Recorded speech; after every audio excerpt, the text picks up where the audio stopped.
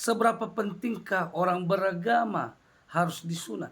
Apakah sunat bisa menjamin seseorang sampai kepada sorga? Menjamin seseorang bisa selamat dari murka Tuhan?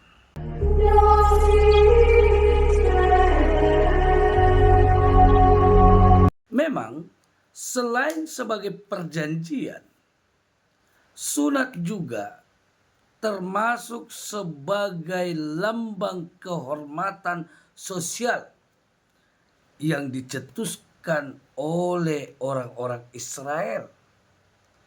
Sunat dimasukkan ke dalam aturan-aturan moral dan juga aturan-aturan spiritualitas atau kerohanian di dalam paham-paham Yahudi.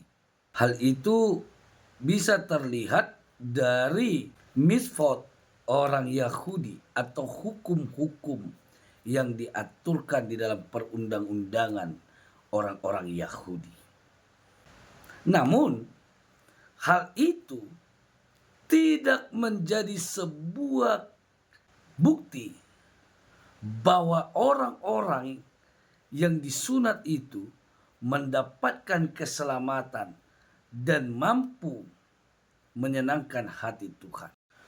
Hal ini dapat kita lihat dari catatan Alkitab yang menerangkan bahwa orang yang lahir di Mesir dan ikut berjalan menuju tanah Kanaan tidak diizinkan Tuhan untuk sampai kepada tujuan yang sudah ditetapkan Allah, yaitu tanah Kanaan. Di dalam Yosua pasal 5 ayat 6 dikatakan Allah bersumpah bahwa orang-orang yang lahir di Mesir tidak akan sampai kepada tanah yang telah dijanjikan Allah. Kenapa? Karena sikap mereka yang tidak patuh terhadap aturan-aturan yang telah disampaikan Allah kepada mereka. Mereka melawan hukum-hukum, khususnya hukum Taurat yang disampaikan Allah lewat Musa. Lebih jauh lagi kita melihat bahwa sunat ini berhubungan tentang ketaatan. Sunat tidak akan berarti apa-apa jika tidak ada ketaatan dari orang yang disunat. Ini diterangkan berulang-ulang di dalam Alkitab. Khususnya di dalam Ulangan pasal 10 ayat 16. Yeremia pasal 4 ayat 4. Yeremia pasal 9 ayat 26. Di mana Allah menerangkan bahwa ketika seseorang sudah disunat, maka seseorang juga diminta untuk menyunat kulit katan hatinya. Di mana yang dimaksudkan katan hati ini adalah sesuatu yang menghambat seseorang melakukan dan menaati perintah Tuhan dalam hidupnya.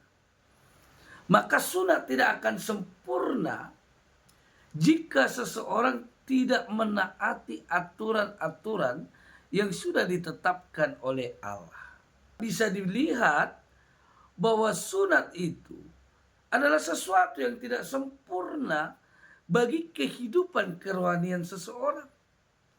Maka kesempurnaan itu hanya diperoleh lewat ketaatan, lewat ketulusan untuk melakukan ketetapan-ketetapan yang telah diberikan Allah kepadanya. Maka jangan bangga ketika seseorang disunat seakan-akan dia yang paling benar, seakan-akan dia yang paling sempurna. Tidak. Ketika seseorang melakukan sunat, maka sesungguhnya dia sedang melakukan perjanjian yang ditetapkan Allah kepada Abraham. Itu pun kalau memiliki garis keturunan atau darah dari Abraham.